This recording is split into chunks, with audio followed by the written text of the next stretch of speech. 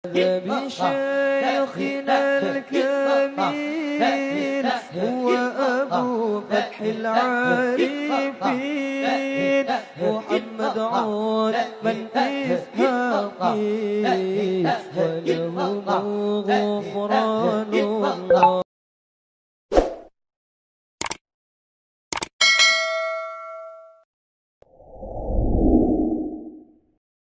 Makin dia bergantung kepada Allah, makin dia woles, makin dia nggak gampang yai'as, nggak gampang putus asa ketika punya masalah. Nabi Yusuf itu kan masalahnya bertubi-tubi. Ketika Nabi Yusuf dilemparkan ke dalam sumur, ketika Nabi Yusuf dipenjarakan, ketika Nabi Yusuf difitnah, ketika Nabi Yusuf banyak masalah Nabi Yusuf. Tapi pesan Nabi Yakub alaihissalam kepada anak-anaknya, la tai'asu min rauhillah. Baik kepada Yusuf ataupun kepada kakak-kakaknya. La tai'asu min rauhillah. Janganlah kalian berputus asa dari rahmat Allah. Kenapa? Allah itu maha menolong. Ketika kita bergantung kepada Allah, nggak ada yang mustahil. Selalu ada harapan ketika kita berikan harapan itu kepada Allah. Tapi kalau kita berikan harapan itu kepada makhluk, kadang-kadang harapannya semu. Karena makhluk itu, manusia itu sifatnya kullu man 'alaiha fan. Nggak ada yang bisa benar-benar total, nggak ada yang bisa benar-benar abadi, itu nggak bisa. Tapi kalau kita letakkan harapan kita, lalu kita berikan hanya kepada Allah, roja kita hanya kepada Allah Subhanahu Wa Taala, maka tidak ada kata al-ya's, tidak ada kata putus asa dalam kamus seorang mukmin. Laisa min akhlaqil mu'min al-ya's. Putus asa itu bukanlah sifat atau akhlaknya orang yang beriman kepada Allah. Sehingga kenapa bunuh diri itu menjadi dosa besar dalam Islam? Padahal kan nggak ganggu orang kan, kecuali tadi bikin macet sistem kereta. Itu juga nggak parah-parah banget lah, nggak sampai gara-gara kita bunuh diri orang akhirnya jadi misalnya celaka gitu, nggak, jarang lah. Apalagi bunuh dirinya sendiri, gantung diri. Kan bunuh diri itu nggak ganggu orang lain. Kenapa dianggap dosa besar? Karena bunuh diri ini sama aja dia tidak mengakui kebesaran Allah Subhanahu Wa Taala. Dia tidak berpegang lagi kepada Allah. Dia putus asa dari rahmat Allah Subhanahu Wa Taala. Padahal Allah selalu mengatakan la tai'asu, jangan putus asa. Aku kasih nih, aku kasih. Tapi dia bilang enggak akan dikasih. Berarti dia kufur kepada Allah Subhanahu Wa Taala dan merugikan dirinya sendiri. Ketika mentalnya kayak gini, walaupun akhlaknya baik, tapi dia tidak punya daya tahan menghadapi masalah, maka dia akan selalu mengakhiri masalahnya dengan cara bunuh diri. Dalam Islam kasus bunuh diri bisa dibilang hampir nggak ada kalau dalam sejarah Nabi dan para sahabat. Satu-satunya ada kasus bunuh diri itu bunuh diri dalam peperangan ada. Dia lagi dibacok, habis lagi bertempur terus dibacok sama musuh, banyak luka, nggak tahan dengan rasa sakit, kena kayak tombak gitu di perutnya, karena nggak kuat dengan rasa sakit, dia tekan lagi tubuhnya ke tombak itu supaya cepat mati. Lalu ketika dia sudah meninggal, orang-orang mengatakan dia itu pemberani, dia itu syahid, dia itu hebat. Kata Nabi tidak, dia di dalam neraka. Lalu para sahabat bertanya, kenapa ya Rasul kok dia masuk neraka? Padahal kita tahu dia meninggalnya dalam fisabilillah. Kata Nabi karena dia nggak bersabar terhadap ujian dari Allah Subhanahu Wa Taala. Sakit, ya udah daripada saya nggak kuat nahan sakit, mending sekalian mati nih. Itulah al-ya's. Dan itu tidak ada dalam kamus orang yang yakin kepada Allah, beriman dan bergantung kepada Allah SWT. Jadi kalau kita mau belajar kepada orang Jepang, ada yang kita bisa belajar banget, yaitu moralnya, kedisiplinannya, kebersihannya. Tapi tetap ada satu hal yang fatal yang mereka tidak punya, yaitu Tuhan. Mereka nggak percaya kepada Tuhan. Kalaupun ada agama, kata teman-teman di sana, lahirnya sebagai orang agama Shinto kalau nggak salah, terus nikahnya sebagai agama Katolik kalau nggak Protestan, matinya sebagai agama Buddha. Jadi gonta-ganti itu. Kenapa gonta-ganti? Karena buat mereka agama itu hanya sekedar culture. Mereka tidak menyebut Islam sebagai agama Islam, tapi budaya Islam. Mereka tidak mengenal nilai-nilai ideologis, yang mereka tahu adalah nilai-nilai budaya, adat istiadat atau culture. Sehingga buat mereka pindah-pindah culture itu bagian dari kebijaksanaan. Kayak kita misalnya, saya nih orang Aceh, ketika saya berada di Sunda, di mana bumi dipijak, di situ langit dijunjung. Itu kan wise kan? Ketika kita menghargai budaya tempat kita tinggal, keramahan apa? Keramahan lokal atau apa gitu. Nah ini kan apa? Kearifan lokal. Arif kan bijaksana nih. Nah karena mereka menganggap agama itu hanya sekedar culture, maka arif menurut mereka itu ketika kita bisa beradaptasi dengan semua momen-momen culture itu. Masa-masanya Valentine mereka jadi orang Kristen. Masa-masanya hari tertentu misalnya hari besar Cina misalnya mereka jadi orang Buddha. Masa-masa tertentu mereka jadi orang Shinto dan segala macam. Yang nggak ada menjadi orang Muslim. Jadi karena nggak bisa dimix nih, satu-satunya yang nggak bisa dimix menurut mereka cuma culture Islam. Yang lain bisa dimix, culture Islam nggak bisa dimix sama mereka, sehingga nggak bersentuhan langsung. Ini artinya mereka melihat semua itu hanya sekedar moralitas, bukan sebuah nilai ideologis yang menguatkan mental, bukan, sekedar moralitas. Culture Islam moralitas, culture yang agama-agama lain yang kita sebut itu moralitas, termasuk culture Jepang itu adalah moralitas. Tapi mentalnya lemah, sehingga ketika mereka punya masalah di dalam dirinya, mereka nggak punya pertahanan sama sekali. Sedangkan kita melihat ad-din, melihat Islam adalah sebuah nilai yang membangun mentalitas kita. Hanya akhir-akhir ini kita cenderung melihat Islam itu hanya sebagai undang-undang, sebagai syariat, sehingga orang takut sama Islam. Seolah-olah kalau kita mau menegakkan Islam, yang kepikiran itu cuma kisos, yang kepikiran itu cuma cambuk. Padahal Nabi menerapkan itu juga akhir-akhir setelah mentalitasnya udah mantep nih. Setelah pemahaman agamanya udah komprehensif, setelah diedukasi, baru kemudian penutupnya adalah menyempurnakan keadilan dengan cara menegakkan hukum. Kalau ada orang yang bilang misalnya, ngapain sih Tuhan katanya pengasih tapi kok menciptakan neraka? Sebetulnya jawabannya logis banget dan sederhana kan? Karena tanpa ada surga neraka tidak ada keadilan. Kemana larinya orang-orang yang berbuat jahat dan zalim kalau tidak ada neraka? Maka kalau semuanya masuk surga, yang zalim sama yang terzalimi, lalu di mana keadilan? Kalau gitu kita mending jadi orang jahat aja, toh masuk surga juga kan? Mending kita ambil aja hak orang lain, toh nanti di akhirat juga tetap masuk surga. Kalau gitu di mana ada keadilan? Keadilan Allah itu justru menciptakan surga dan neraka. Cuman pintu surga lebih banyak daripada pintu neraka. Dan Allah selalu memberikan peluang untuk selamat dari api neraka dengan cara mengampuni dosa. Allah Maha Adil.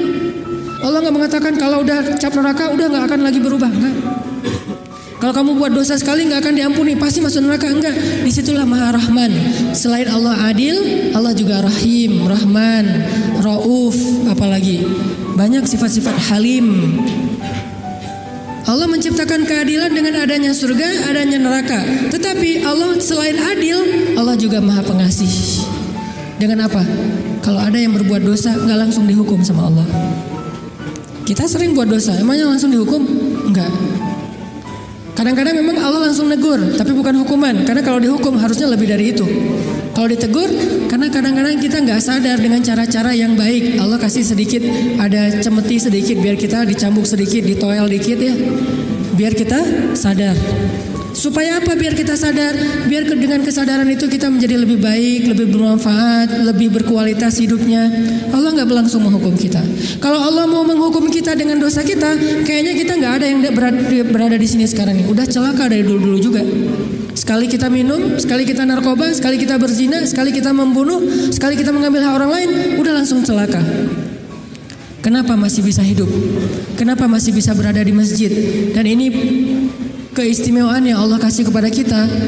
Orang yang sering nyakitin Allah masih diundang ke rumah Allah. Kan Allah baik banget tuh. Coba kita, ada yang sering nyakitin kita, mau diundang ke rumah kita?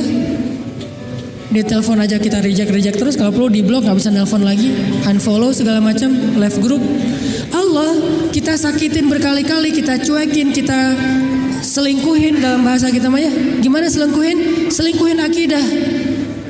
Kita bilang percaya sama Allah, tapi kita jalan sama yang lain. Kita bilang inna sholati wa nusuki wa mahyaya wa mamati lillahi rabbil alamin. Itu kan sama aja kayak seorang cowok bilang ke cewek, aku nggak bisa hidup tanpa kamu. Iya kamu, kan gitu. Inna sholati wa nusuki wa mahyaya wa mamati lillah, iya lillah, gitu kan. Tapi kenyataannya kita merasa seolah-olah Allah nggak lihat, kita jalan sama yang lain. Allah tahu banget. Kalau perempuan mungkin nggak tahu kita jalan sama yang lain. Ketika nanti dia tahu, akhirnya dia shock, panik, dia wah luar biasa tersakiti. Tapi kalau Allah, setiap kita jalan sama yang lain tuh Allah ngelihat. Kita dekat sama yang lain, ke Allahnya enggak. Lah, yang kasih rezeki kan saya. Kenapa kamu terima kasihnya ke dia? Yang memelihara kamu kan saya. Kenapa kamu baiknya ke dia? Kok saya enggak berbuat baik kepada hamba Allah? Allah senang. Tapi kenapa kepada Allah enggak? Ini agak-agak kurang fair nih. Ke makhluk yang enggak berjasa, kita jadi baik.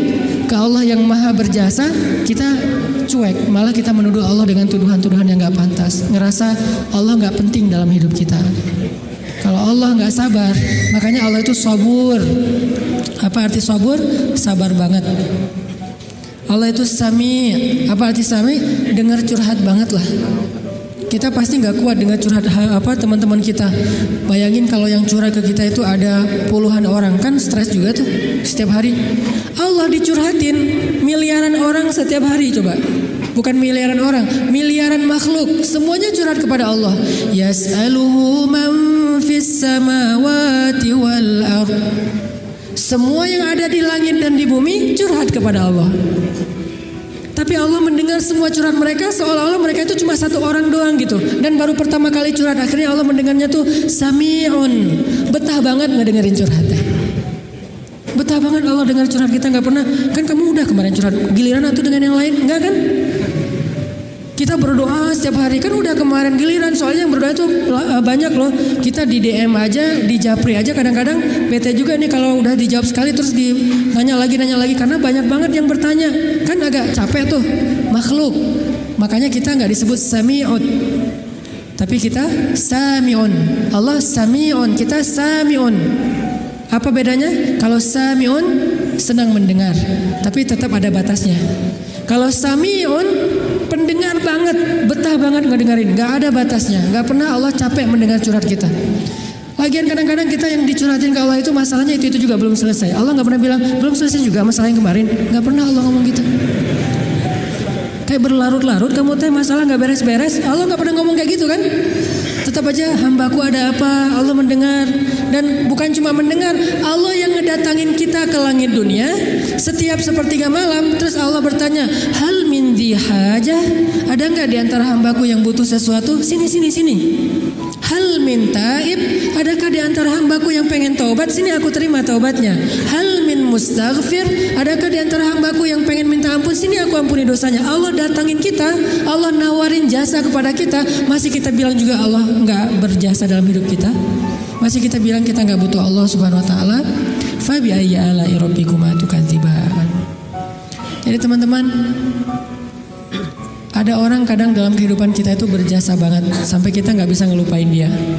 Salah satunya dalam hidup saya misalnya yang paling berjasa itu ibu nomor satu pastinya ya. Kedua istri. Orangnya ada soalnya di sini. Ibu, istri.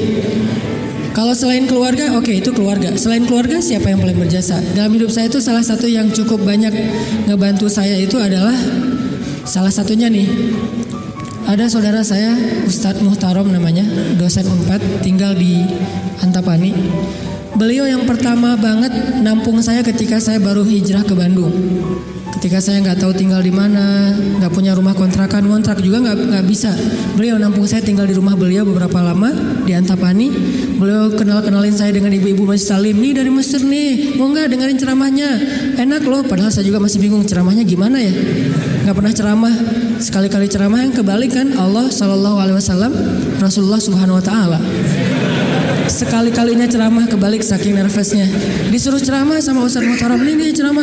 Akhirnya ibu-ibu ngundang-undang saya awal-awal dikenalin di Bandung. Berjasa banget. Sehingga kalau misalnya beliau miss call, nggak keangkat sama saya, langsung saya telepon balik. Kalau beliau SMS, langsung saya read, langsung typing, langsung bales. Kenapa? Karena saya merasa beliau berjasa dalam hidup saya. Adakah yang lebih berjasa dalam hidup kita daripada Allah Subhanahu Wa Taala? Toh beliau juga hamba Allah. Allah yang mengirim beliau untuk saya. Allah yang mengirim ibunda untuk saya. Allah yang mengirim istri saya untuk saya. Kalau Allah nggak kirim istri saya buat saya, nggak mungkin saya bisa nikah sama dia. Kan saya sering cerita, saya bukan tipe dia banget. 4 pantangan pada diri dia tuh ada di saya. Ya Allah, jangan itu, jangan itu, jangan itu, jangan itu. Itu ada di saya semuanya. Coba kalau Allah nggak membolak-balikan hati dia, mana mungkin saya nikah sama dia kan? Kayak mustahil gitu, karena bukan tipe dia banget. Ya Allah, jangan yang orang Sumatera, jangan brewokan, jangan yang dop. Udah dop, brewokan pula. Jangan anak pesantren karena mungkin beda kebiasaannya, terlalu soleh kali menurut dia gitu ya. Empat-empatnya ada pada diri saya, terutama yang dop dan Sumatera nih. Orang Sumatera kuliah di Mesir, dan Mesir mah Sumateranya Arab. Arab itu kayak kita, ada Sundanya, ada Jawanya, ada Betawinya, ada Sumateranya. Mesir itu Sumateranya Arab. Di Mesir tuh nggak ada cerita kita nungguin bus di halte tuh nggak ada. Yang ada ngejar bus. Bus tuh nggak pernah berhenti untuk ngangkut penumpang, nggak ada tuh. Bus ngelihat kita lagi nungguin, malah dia iseng, makin dicepetin. Akhirnya kita kejar, wah, koboi banget lah kehidupan di Mesir mah. Dia cuma berhenti kalau yang nungguin itu ibu-ibu. Kenapa? Karena ibu-ibu di Mesir itu raja, nggak ada yang berani sama ibu-ibu. Benar-benar queen tuh kalau ibu-ibu teh. Di Mesir ibu-ibu belanja nih ya, Mang, apa bahasa Arabnya? Gitulah pokoknya. Mang, itu saya pengen ikan gitu ya. Oh iya. Pas diambil ternyata ikannya matanya agak-agak merah gitu, mungkin agak-agak lama di freezer. Akhirnya bilang, ini kenapa nih ikan matanya merah? Begadang ya? Nggak jadi deh, malah saya mau ikan yang suka begadang, cari yang lain. Ganti lagi yang lain. Udang aja, baunya nggak enak, ganti lagi. Berkali-kali gonta-ganti. Itu yang dagang ikan tuh nggak boleh marah. Kenapa? Yang ngomong seorang perempuan. Dan di Mesir itu perempuan sangat dihormati, nggak boleh berdebat dengan perempuan, aib. Debat dengan cewek itu aib. Kalau dimarahin cewek itu aib. Mending kita menghindar aja deh. Kalau kita naik bus, duduk nih, ibu-ibu naik harus berdiri. Kalau nggak berdiri itu dianggap aib, satu bus semuanya aib. Kalian laki-laki atau apa kalian teh? Ada perempuan masuk ke bus, kalian pada duduk cuek itu, malu-maluin kalau di Mesir. Sehingga kalau ada ibu-ibu naik ke dalam bus nih, cowok-cowok semuanya berdiri siap. Silakan pilih kursi yang mana aja. Ibu-ibu boleh memilih. Kalau di kita kan laki-laki memilih, enggak, salah. Ini ibu-ibu yang memilih, saya mau yang di situ. Kenapa? Cowoknya ganteng. Dia milih tuh. Terserah dia mau duduk di mana. Cuma dua, ibu-ibu sama ulama.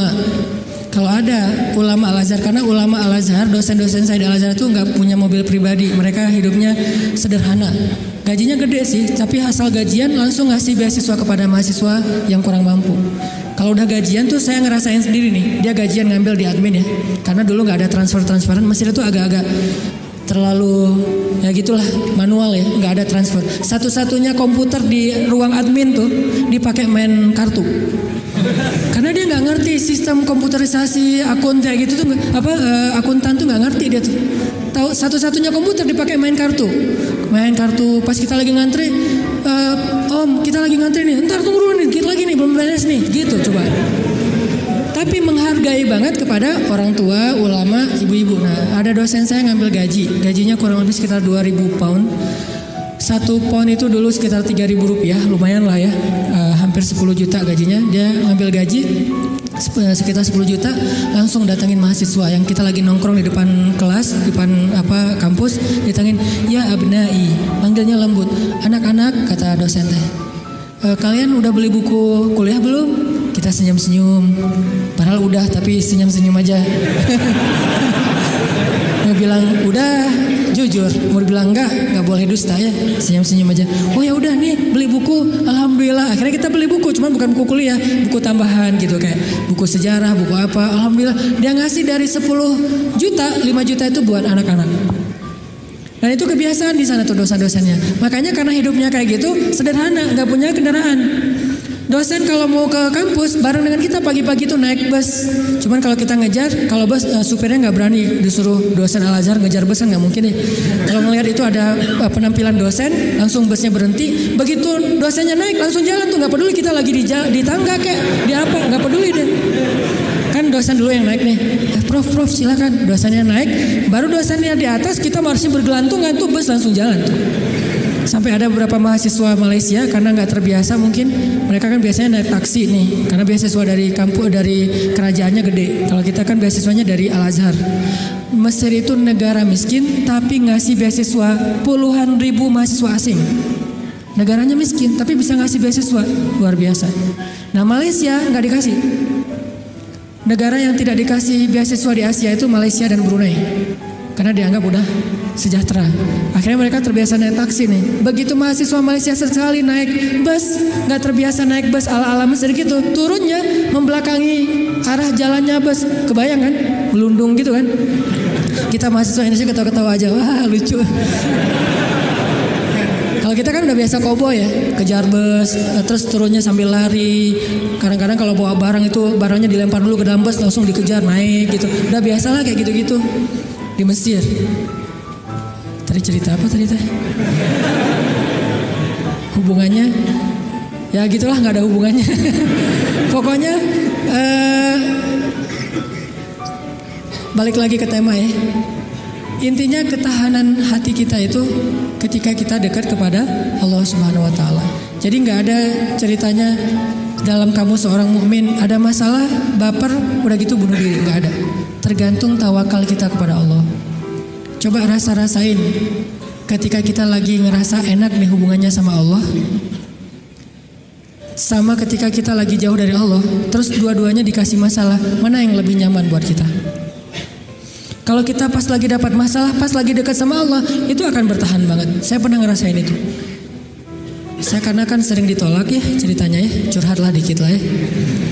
Kalau ditolaknya lagi jauh dari Allah, itu baper. Tawaf Sungai Nil kan, mau loncat, aduh dalam takut ada apa kuda Nil gitu, nggak loncat. Buat apa lagi hidup kalau kayak gini ya? Kenapa kayak gitu? Lemah gara-gara jauh dari Allah. Kalau ditolak pas lagi dekat sama Allah, nggak apa-apa. Yang penting jangan ditolak sama Allah kan gitu. Ditolak, ya Allah pasti engkau mau ganti yang lebih keren ya. Husnuzon kan, aku tergantung prasangka hambaku. Ya udah bertahan. Orang makin dekat sama Allah makin tough, makin bisa survive dalam menghadapi masalah. Makin tuh. Kenapa? Karena survive seseorang dalam menghadapi masalah itu bukan soal dia punya uang atau enggak, dia punya teman atau enggak, dia sehat apa enggak. Soal mentalnya, hatinya kuat enggak menghadapi masalah. Baru dia bisa tough dan survive. Ada orang yang secara fasilitas hidup udah nyaman, kenapa masih bunuh diri? Termasuk tadi tuh di Jepang itu kan jaminan sosial tinggi banget ya, luar biasa ya. Sampai ada teman saya bukan hanya berlaku untuk warga Jepang, untuk warga asing yang kerja di Jepang tetap dapat jaminan sosial karena pajaknya tinggi. Ada teman saya yang ngelahirin, setelah dia nikah hamil lahir, itu anak biaya ngelahirinya ditanggung pemerintah, terus ibunya boleh cuti selama 6 bulan, tapi tetap dapat gaji full setiap bulan. Cuti 6 bulan, gaji fullnya setiap bulan. Ditambah lagi dengan bonus karena udah punya anak. Dikasih bonus, jadi punya anak dikasih bonus. Makanya di sana tuh kayaknya orang menikah itu semangat ya, nggak pengen istiqomah jomblo lah ya. Karena jomblo nggak ada bonus di sana. Begitu nikah dapat bonus, begitu punya anak dapat bonus. Tapi ada batasannya, anak nggak boleh banyak-banyak juga. Makin nambah anak, makin nambah pajak. Jaminan sosialnya tuh tinggi. Tapi kenapa kok malah gampang putus asa? Padahal secara fasilitas hidup sudah tercukupi. Mental, mungkin secara etika keren lah, pokoknya ngacung jempol pokoknya. Tapi kalau mentalnya lemah, kosong, ada yang gersang di dalam hatinya karena tidak diisi dengan kata Allah di dalam hati mereka. Di satu sisi kita perlu belajar kepada mereka, di sisi yang lain mereka perlu belajar kepada mukmin. Salah satunya mukmin di Indonesia. Ketika kita jauh dari Allah, mulai naik tingkat kriminal, mulai naik tingkat bunuh diri, mulai banyak orang yang putus asa, mulai banyak orang yang mengeluh, terjadilah krisis sosial. Itu ketika jauh dari Allah. Sejak kapan dalam persepsi kita miskin itu masalah? Di zaman Nabi miskin itu bukan masalah. Masalah itu fakir, bukan miskin. Di zaman Nabi malah berdoa jadi pengen jadi orang miskin. Ya Allah, hidupkan saya sebagai orang miskin, matikan saya sebagai orang miskin, bangkitkan saya bersama orang miskin. Nabi itu cuma bilang hampir-hampir kefakiran itu menyebabkan orang kufur. Itu teks hadisnya, kadal fakru ayyakuna kufran, bukan miskin jadi kufur. Nggak ada teks kayak gitu. Terjemahan kita yang keliru. Orang miskin itu dekat dengan kekufuran. Nggak ada teks hadis kayak gitu. Yang ada fakir dekat dengan kekufuran. Terus apa bedanya miskin dengan fakir? Miskin itu kurang harta, kalau fakir itu kurang syukur. Makanya Nabi dalam konteks miskin malah berdoa pengen jadi orang miskin supaya hisabnya gampang. Tapi kalau dalam konteks fakir, Nabi malah bertaus, Allahumma inni a'udzubika minal fakri. Ya Allah, aku berlindung kepadamu dari kefakiran. Maksud kefakiran di dalam doa Nabi itu bukan kurang harta, tapi kurang syukur, kurang qanaah dengan apa yang diberikan Allah Subhanahu wa taala. Mental. Makanya salah satu misi Allah menurunkan Islam, mengutus Nabi Muhammad SAW itu adalah membangun mentalitas manusia yang kita sebut dengan mukmin muslim. Mentalnya yang dibangun, sehingga dengan mental itu lahirlah kebaikan-kebaikan yang sifatnya moral, kebaikan yang sifatnya akhlak, kebaikan yang sifatnya ritual, ibadah. Tapi semuanya berawal dari mental, termasuk sabar, mental. Yang menyebabkan seseorang gak gampang panik, mentalnya. Dan mental itu tergantung keyakinan dia kepada Allah Subhanahu wa ta'ala.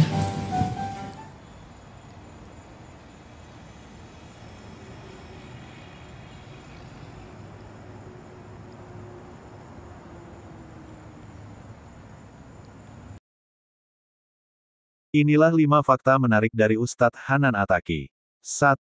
Memiliki suara lembut dan merdu. Ustadz ini memiliki suara yang sangat merdu dan lembut dan juga memiliki suara yang sangat khas saat membaca Al-Quran dan menjadi imam sholat. 2. Berpenampilan modis. Gaya berdakwah Ustadz Hanan Attaqi sangat berbeda pada penceramah lainnya. Karena pada saat melakukan dakwahnya Hanan Attaqi berpenampilan sangat gaul seperti anak muda. Meskipun berpenampilan gaul, Hanan Attaqi tetap menjadi sosok ustadz yang dikagumi banyak orang khususnya anak muda. Ini bertujuan untuk mengajak para anak muda untuk mengikuti kajian Ustadz Hanan Attaqi. 3. Memiliki hobi yang sangat menarik. Hanan Attaqi memiliki hobi yang dimiliki para anak-anak muda zaman sekarang. Selain mengisi ceramah agama, Hanan Attaqi juga hobi berpetualang seperti touring. Tidak hanya itu, Hanan Attaqi juga memiliki hobi yang sangat kekinian bagi anak muda, yaitu bermain skateboard dan menikmati kopi. 4. Memiliki istri yang namanya mirip dengannya. Sosok orang yang dicintai yang merupakan istri Hanan Attaqi memiliki keunikan, yaitu memiliki kemiripan nama dengannya, yaitu Henin Akira, dan juga seorang ustazah. 5. Dakwah untuk anak muda. Dakwah yang disampaikan oleh Hanan Attaqi tertuju kepada generasi anak muda dengan mengajak hijrah ke jalan yang benar. Hanan Attaqi dalam ceramahnya banyak berpesan tentang perbuatan tercela yang dilakukan pada masa remaja. Maka tak heran di setiap kajian yang diadakan, Hanan Attaqi suka memberi julukan khusus untuk anak muda yang belum punya jodoh atau jomblo. Tujuannya agar para anak muda menjadi jomblo fisabilillah, yaitu orang yang taat pada agama dan senantiasa menjauhi larangannya. Maka setiap kajian yang diadakan Hanan Attaqi selalu dipenuhi oleh anak-anak muda.